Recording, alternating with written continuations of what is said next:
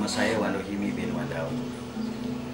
Saya ni dalam konteks kes Kemahang 3 ketua pasukan peguam lah. Sebab kita dalam kes Kemahang 3 ni kita ada keseluruhannya 10 peguam dan juga 8 hingga 10 pasukan research team ada. Tapi pada kebanyakannya nama saya lah yang ke depan dan ditohmah oleh pihak-pihak tertentu berkenaan dengan kononnya penyelewengan duit dan sebagainya lah. Bersama saya adalah Cik Osman bin Hamad alias Cik Osman bin Hamad alias Pak Wan Lale. Pak Wan Lale. Ya, Cik Osman ni dia adalah merupakan pengerusi. Bila kita nak bawa kes ni, kita ada jawatan kuasa yang ditubuhkan daripada tahun 2000 dulu. Dan di peringkat awal tu Awan Suh mempengerusi kan. Lepas tu Cik Osman ambil alih sehinggalah kes ini selesai. Jadi Cik Osman ni jawatan kuasa tu nama dia Jawatan Kuasa Suara Hati Kemahang 3. Dan ni adalah AJK lah. Itu badan NGO lah. Jadi dialah ketua kepada peneroka yang apa ni membuat tuntutan di peringkat rancangan. Berdasarkan rekod dan juga maklumat yang diberikan kepada saya mula di-approach pada tahun 2000. Masa tu saya keluar UIA dan saya masih lagi chamber. Saya ditemukan oleh jawatan kuasa masa tu. Selepas 2 tahun dia orang cari peguam di sekitar Kota Baru, Kuala Terengganu, Kuantan dan sampai ke Temerloh. 2 tahun dia cari lawyer. Semua lawyer tak mau ambil lah. Lawyer yang senior semua tak mau ambil. Mungkin dia melihat kes ini tak ada peluang untuk menang. Sedangkan nak menanggung kos ataupun menanggung risiko bawa kes tu terlalu besar. Sebab masa itu ini adalah kes yang pertama. Jadi tak ada sesiapa pun yang boleh bagi satu contoh bagaimana yang dikatakan penipuan grading sawit.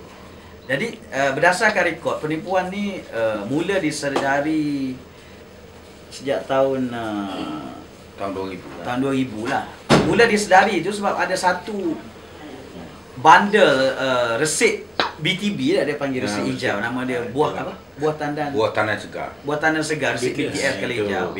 Dekat situ ada cop oleh kilang bahawa dia tulis peneroka bersetuju supaya buah ini dibayar lebih daripada kurang daripada 18% KPG. Jadi bermula daripada penemuan resit tu dia orang rasa apa sebenarnya, takkanlah penjual minta kepada pembeli beli buah beli harga yang rendah. Jadi di situlah permulaannya. Tapi gerakan dia cari peguam tu sebelum tu, sebab sebelum tu peneroka dah syak terdapatnya penipuan grading. Cuma kebetulan tahun 2000 tu tiba-tiba ada satu pemandu lori yang bawa buah ke kilang, tiba-tiba terjumpa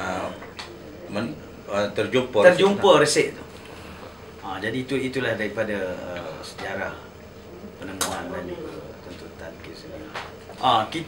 Saya lepas di approach pada tahun 2000, sebenarnya saya tolak kes ni 3 kali.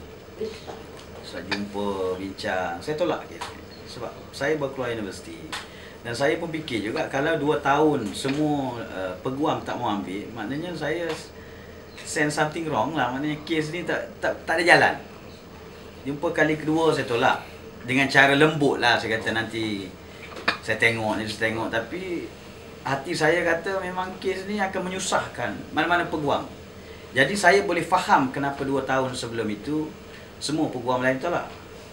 Jadi cuma kali ketiga, lepas kali ketiga saya tolak, saya kebetulan sembang cerita dengan arwah ayah saya berkenaan dengan kes ni. Arwah ayah saya bagilah nasihat sebagai orang tua. Dia kata kalau saya tak tolong tengok dan tolong perjuangkan dia hak peneroka, siapa lagi? Jadi nak harapkan orang-orang politik masa tu semua tak mahu ambil peduli. Jadi pada satu hari saya pergi ke Kemahang 3. Saya dengan saudara Asmadi pergi ke Kemahang 3 buat lawatan. Saya tengok dengan kepala saya sendirilah kehidupan mereka, tarikh hidup mereka. dan saya mendengar ritihan pakcik-makcik yang merayu-rayu masa itulah. Tak ada orang tolong, maknanya matilah kami. Masa tu pendapatan saya rasa berapa ratus? 300? Dalam 300 bulan. 300 bulan. Semua peroka dengan rumah Do'ef. Nah masa tu saya ingat kalau ada kereta pun dekat Kemahang 3, 2-3 biji je. 2-3 biji. 2-3 biji je? Itu pun yang buruk. Maknanya orang yang ada kereta buruk 2-3 biji maksud cukup kaya dalam Kemahang 3. Nah, jadi dengan saya tengok sendiri pesan ayah saya pun Tuhan buka hati saya kata okeylah saya ambil kes ni. Dan saya ambil pada asalnya saya hanya nak masalah mereka ni diketengahkan supaya pemimpin ke menteri ke Perdana Menteri ke pengurusi Felda tengok apa yang berlaku. Jadi saya pun ambil. Ada jawatan kuasa tanya saya macam mana dengan kos. Siapa nak tanggung? Macam mana kita nak kena bayar? Saya kata tak payah bayar. Bila saya setuju ambil, maknanya saya dah setuju untuk mengeluarkan duit poket saya untuk membantu membiayai kes ini, walaupun pada waktu itu potensi kemenangan yang saya tengok kes ni saya rasa dalam 20% ya. Tapi saya dah berniat masa itu kalau kalah lah saya habis duit tolong dia orang itu semua, boleh dianggap sedekah. Jadi waktu itu jawatan kuasa bagi tawaran pada saya. Dia kata macam dia pun malu juga nak bagi duit, tak ada. Sebab sebelum tu ada lawyer yang minta buka file saja 20,000. Buka file saja. Jadi jawatan kuasa masa tu cakap tak apalah, peguam buat kes, duit kos ditanggung. Kalau menang kita bagi 2. Masa tu tahun 2021. Saya tak fikir soal bagi 2 tu. Saya tak fikir. Sebab dalam hati saya nak tolong saja. Peneroka 354 ni dia lantik satu jawatan kuasa. Suara hati tadi. Dia lantik satu jawatan kuasa untuk mengetuai mereka dalam perundingan nak cari peguam, berunding dengan peguam dan juga bawa kes ke mahkamah. Sebab kita mewakili 354. Takkanlah kita nak bila nak buat keputusan nak tanya setiap 354, tak logik. Jadi sebab itu diorang pun lantik satu jawatan kuasa. Berapa orang masa tu? Masa tu 7 orang. Dalam 6-7 orang lantik jawatan kuasa.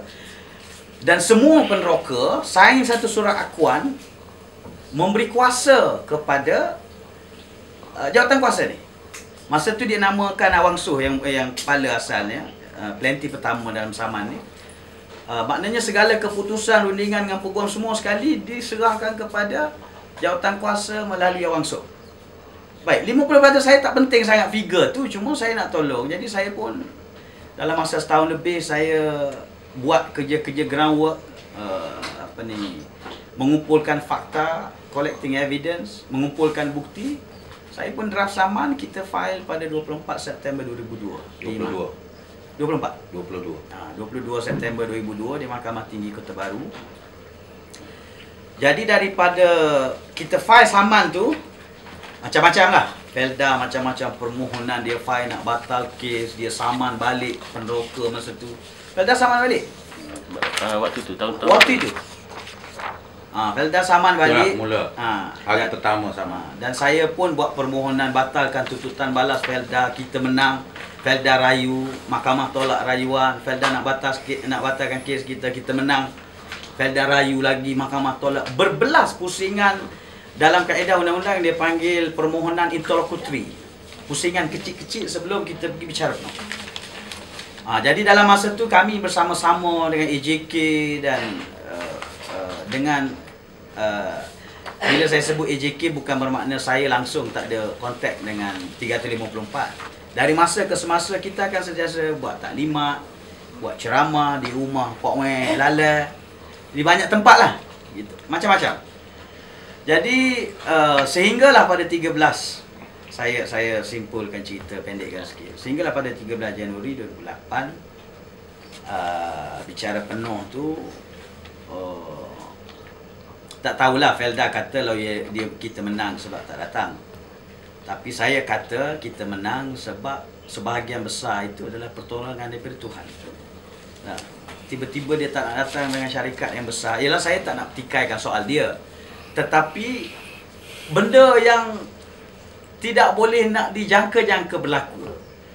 Jadi bila walaupun hari itu Peguam Felda tak hadir, tapi kita teruskan sebab perbicaraan sebelum tu dah 4 kali tak silap saya ditangguhkan atas pelbagai alasan, sehingga tu tarikh yang kelima. Jadi saya minta dengan hakim teruskan bicara, dan sebab peneroka ni dah penuh mahkamah. 600-700 orang dengan anak isteri semua. Buah sawit pun kita dah bawa masuk ke dalam mahkamah daripada ladang Kemahang. Kita teruskan bicara, panggil 3 saksi. 3 saksi, petang tu dekat pukul 5 mahkamah arahkan gulung hujah. Mahkamah buat keputusan.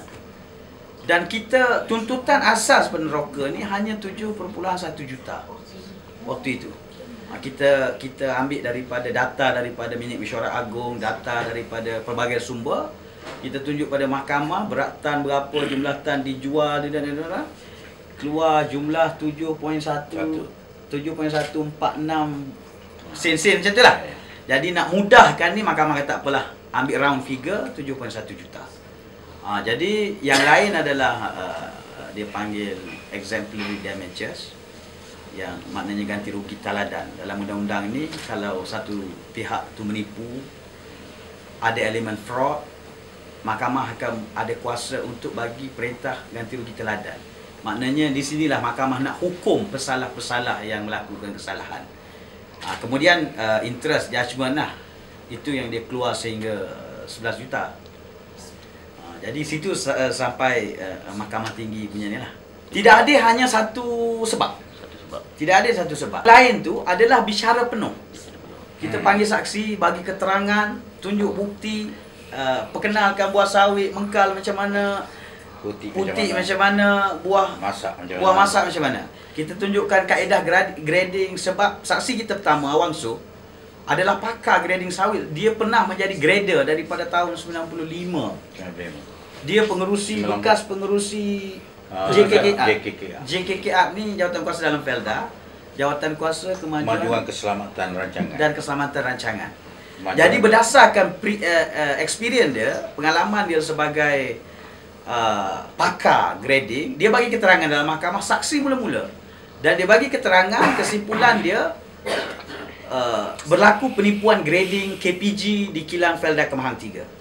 Dan dalam keterangan dia juga kita produce satu resit yang saya minta peneroka anak-anak guam saya curi buah dia daripada ladang, jual di luar. Dia tak jual kilang Kemahang, sebab kilang Kemahang dibayar 17.5% KPG. Bila kita curi buah, jual ke ladang Kemahang, Felkra Bukit Tandak. Felkra Bukit Tandak ni dia bukan kilang. Dia duduk sebelah jeli. Pada Kemahang 3 ni dalam tanah merah sempadan.